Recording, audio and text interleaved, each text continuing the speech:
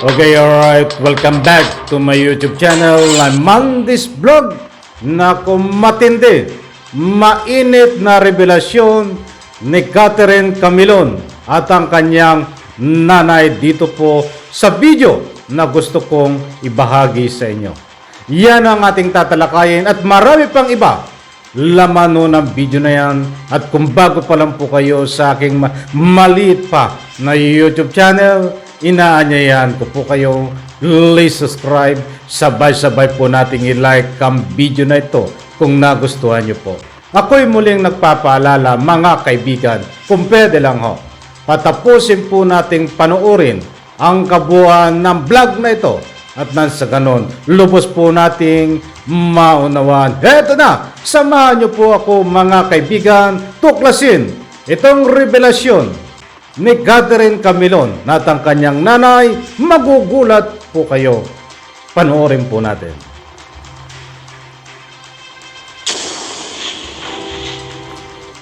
Basta teacher, ang hanap niyan, syempre gwapong pulis, coast guard, sundalo, or seaman. Tama po ba, ma'am? Siguro nakita ng insecurity doon sa sarili niya. Ano ka ba, kuya, ha?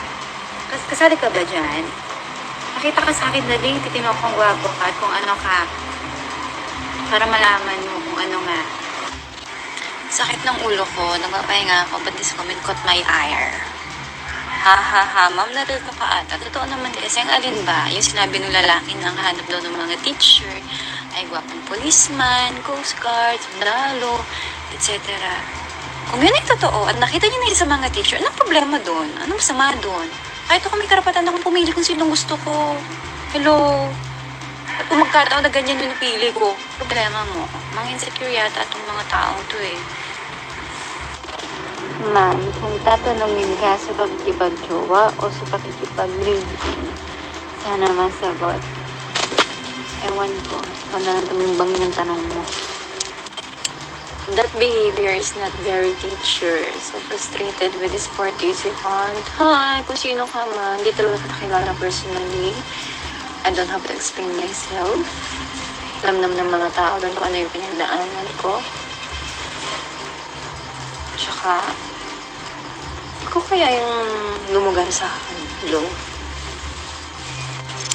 Diba, bawal magbikini ang mga teacher sa public? Bawal talaga magbikini kung ibabalandra mo, ang katawan mo, nang walang dahilan. Pero ang pagbibikini ko, on purpose. Check mo kaya ang profile ko. Sa inyong pag-uusap bilang mag-ina, nag-open ba siya ng tungkol sa relasyon niya doon sa pulis? Wala ho, sir. Wala ho talaga. Wala siyang Hindi ho inaamin. Kung sa kanya ho kay Kato talaga, wala ho talaga kaming alam. Hindi rin ho ninyo siya tinanong, ano ba Catherine itong nababalita? May relasyon daw kayo ng pulis. Wala kayong natanong na gano'n. Yun yung balita na ika nga, nung hindi pa nasasabi sa amin nung kaibigan ni Kat. Wala ho talagang nagbabalita sa amin na ganito, may nababalita kaming ganyan. Si Catherine, wala naman nakakarating sa amin na ganun eh. Dahil siyempre, kung meron no, pero minsan no, nagtatanong din ako kay Kat. Opo. Sabi ko, wala ka bang boyfriend? Wala ka bang kinikita pag napunta ka sa Batangas? Minsan ko na ho yung naitanong sa kanya, wala ka ba akong kinikita pag napunta ka sa Batangas? Nagtanong, ang sagot niya ho lang sa akin, wala, sino tayo kitain ko? Di siyempre yung mga kasama ko. Yan ho ang naging ano niya sa amin eh. Yan ho lagi ang sagot niya sa amin eh, na kahit na nga minsan, ba't ka ba, iisipin niyo, ba't ka ba nandoon? Eh di no, may sinasabi siya na gano'n, may excuse siya sa amin, di no kami pinanikiran. Kumbaga na, may tiwala naman kayo sa inyong anak at ano kanyang sabihin, ginagalang ninyo, tire-respeto. Sapagkat siya rin naman ay nasa edad na. Oo, yun ho ang aking katuwiran eh. Ako ho, sabi ko sa kanila, kahit ho dito sa aking panganay, kayo ay may sapat ng edad. Apo. Para hindi ninyo naman kung ano ang inyong ginagawa. Kaya nyo nang magdesisyon para sa inyong sarili. Kaya ho ako'y naging maluag na sa kanila. Aha. Lalong kay Kat dahil ang sabi ko ho, alam ko naman na may kakayanan siya para gawin ang mga bagay na alam niya. Oo. Sino ba pa talagang humanga sa kanyang abilidad bilang ganyan, nakakasali sa mga ganyan. Kasi ang teacher, kaya ako'y malaki ang tiwala sa kanya. Oo. Na ano uling tinapos ni Kat? Ano po siya, teacher po siya. Oo, Mga tapos? master na po din siya. Oo, tapos siya ay beauty titleist, beauty queen siya dyan sa Batangas sa atin, ano? Mahilig ko siyang sumali sa mga pageant kahit saan ho, kahit hindi naman din medyo pinapalad rin siya. Pero mahilig ko siyang sumali sa mga pageant. Oo. Ito bang sikat ay mayroon hong ginagamit na kulay pula raw ho na CRV? Wala ho, wala ho ang ginagamit niya hong sasakyan. Yun hong kulay gray na yun hong Nissan Juke. Yun hong post up mga sa Facebook na noon nga hinahanap siya, inilagay ho sa Facebook na yun ang sasakyan niya, baka may nakakakita. Pero wala ho yun siyang pula. Opo. Ano po itong sasakyan ito? Ito ho ba ay nabili niya? Personal ba niya ito? Paano siya nagkaroon ng Nissan Juke? Kung mamarapatin ninyong masagot itong aking tanong.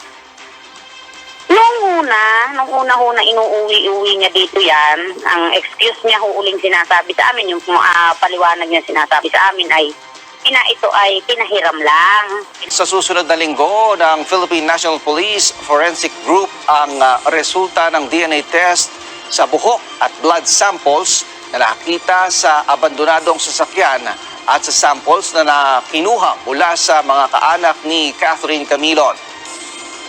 Ayon kay PNP Forensic Group Public Information Officer Police Major Rodrigo Sotero Jr., ongoing pa ang pagsusuri rito. Sinabi naman ni PNP spokesperson Police Colonel Jean Fajardo, sakaling mag-match, magpapatibay ito sa kaso laban sa kasalukuyang suspect. Kung sakasakali po na makakakuha po tayo ng confirmation na ito pong mga hair strand, possible hair strand at blood sample po na nakuha po doon sa recovered CRV at magmamatch po ito sa DNA ng sino mang pamilya po nitong biktima or for any person for that matter, this will definitely provide us additional evidence po to strengthen the filing of cases po, at least additional cases against the responsible perpetrators po. Kinumpirma ng Philippine National Police na mayroong mga hibla ng buhok, stain ng dugo at fingerprints na nakuha sa na-recover na pulang CRV sa Batangas City noong Biyernes ng gabi.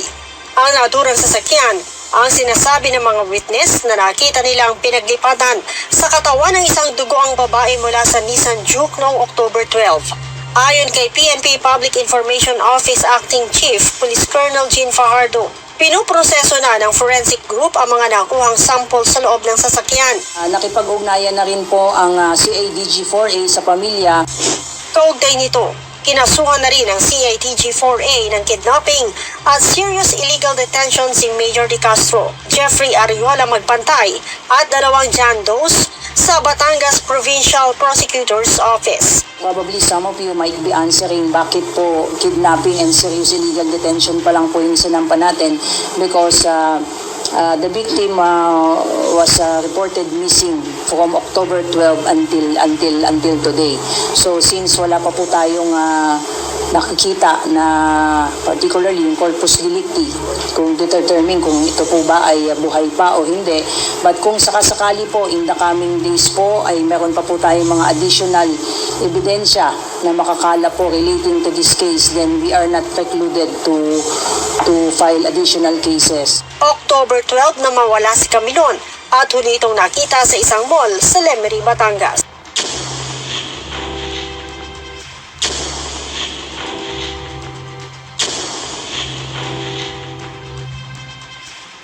Okay, alright. Maliwanag po mga kaibigan sa ruling ng video. Ay nagsalita ho, nagbigay po ng kanyang revelasyon. Itong si Catherine Camilon at ang kanyang nanay po. Kaunting paunawa ho, ito pong pagsasalita, revelasyon ni Catherine Camilon ay nung ika nga po'y hindi pa siya nawawala ho. Mabuti ho nang tayo ay nagkakaintindihan. Dadapuan sa punto pong yan ay related po dito sa ating pagtatalakay sapagkat dito po may usapin na ika nga po'y kasintahan, ugnayan nitong isang police major Sabi nga dyan, ang kasabihan niya, bilang gusto daw ng mga guro, ng mga teacher, ay nabanggit dyan ang guwapong pulis. Kulang, ayon po sa aking pagsusuri sa video na ito, kulang lang sabihin niya na siya ay mayroong boyfriend na guwapong pulis. But anyway, ay ang ginawa niya lang pong pananaw doon. Ang sabi niya ay kung dumating man sa puntong iyon na magkaroon siya ng boyfriend na pulis, ay karapatan niyo po yun. At anong problema niyo? Yan po ang pinatutungkulan niya ay ang mga netizen na nagko-comment po doon po sa kanyang FB page, mga kaibigan. Ano nga ba ang problema natin? Kung siya man ay mag-boyfriend ng guwapong pulis na si Police Major, di ba? Karapatan po niya yun. Yan ay pawang nire-respeto natin, mga kaibigan. Datapot, nasabi po natin yan dahil in relation dito po sa ating pagtatalakay, sapagkat kung pagbabasihan po natin yan ay hindi lang po inamin niya diyan sa video, bagkos may ibang term po ng pananalita ang ginamit niya, mga kaibigan. Wala pong problema yon, mga kaibigan. But ang problema ngayon ay dito nga, sa nga po ay DNA test. Bakit po nasabi natin? Na nga po ay may mga usapin dito na malaking katanungan. At yan nga po din sa video na yan ay nandyan po ang matinding revelasyon ng kanyang nanay tungkol ho din dito sa nga po ay pulis. Ay kung hindi nyo po lubos na naman, ay pwede nyo pong i-replay ang video na yan. But ang gusto ko lang ipunto, sabi nga ni Catherine Camilon, karapatan niya na mag-boyfriend ng gwapong pulis. Wala tayong pakialam doon. Karapatan niya talaga yun. Inulit ko lang. Okay, dito naman tayo sa DNA test. Maliwanag po sa ruling ng video na yan. Ito po ay importante na mahalaga na lumabas po ang result ng DNA test. Malapit na po. Ilang tulog na lang sapagkat yan po ang pangako ng ating kinaukulan na malapit na lumabas ang DNA test. Ito po ay napaka-importanting mahalaga dahil para maalis ay po mga katanungan na totoo nga ba na itong mga pinagsasasabi na lumutang na mga testigo na tinuturo na sinasakay, nililipat ng sasakyan na ito daw ho ay kitang-kita nila na si Catherine Camilon na duguan. Sa pamagitan po ng DNA test na yan, pag nang match ho, ay yan po mapapatunayan na talagang itong lumutang na dalawang testigo ay totoo ang sinasabi. But ang malaking katanungan na naman na maiiwan ay kung si Camilon yun. Kung si Catherine Camilon, bakit hindi pa nagkaroon ng masusi na paghahanap? Massive na nga po gumawa ng paraan kung ano ang karapat-dapat, kung ibigay lahat ang nalalaman dito sa paghahanap para matukoy as soon as possible. But hanggang ngayon ho, wala ho, hindi mahanap. Mahirap hanapin ang hindi hinahanap, mga kaibigan. But tabangan po natin ito. Baka ito ay hanggang DNA test lang. Pagkatapos ng DNA test result na nag-positive na si Camilon, ay baka hanggang doon lang ho yun. Ay paano naman kung hindi mahanap ito? Naging sigurado na nga lumabas ang kung positive man ito na talagang si Catherine Camilon. Ang pinakabaganda ho dito ay mahanap kung nasaan si Catherine Camilon. Wag sana ang dumating sa punto na nandun lamang may nga po'y nalaman ang resulta. Dapat dumating din sa punto na makuha kung ano man ang status, kung ano man ang tunay na katayuan, kung saan man siyang lugar naroroon, si Catherine Camilon ay dapat pong makuha. mga kaibigan, at nasa ganun ho, mabigyan ng hustisya, mabigyan ng kakulong parusa, makapagsampa ng kaso pa na dapat isampa na karagdagang kaso dito kung sino man tinuturong utak dito sa pagdukot kay Catherine Camilon. Maraming salamat, tatay. Yan po isang punto de vista na nagbabase po tayo diyan sa ruling ng video, mga kaibigan. Kabang-abangi ho ito paglabas ng DNA test. Pagpalain po tayo lahat, diyan po sa comment section, pwede po kayo magbigay ng public opinion. Sabay-sabay po natin i-like ang video na ito, palakpakan.